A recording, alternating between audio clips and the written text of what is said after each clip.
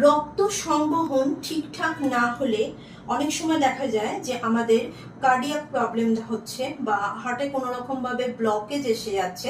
হঠাৎ করে হয়তো এই ব্লকেজ সংক্রান্ত কারণে বিভিন্ন রকমের রোগ এসে কিন্তু বাসা বাঁধছে। তো সেক্ষেত্রে কিভাবে বুঝবেন যে রক্ত সংবহন সঠিক না হওয়ার কারণে আপনাদের হার্ট প্রবলেম হতে পারে বা রক্ত সংবহন সংক্রান্ত কোনো প্রবলেম হতে পারে?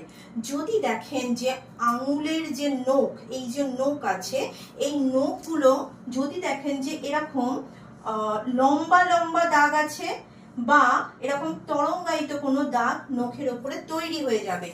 এছাড়া নখের মধ্যে যে চন্দ্রমা থাকে সেই চন্দ্রমা খুব ছোট হবে অথবা খুব বড় হবে।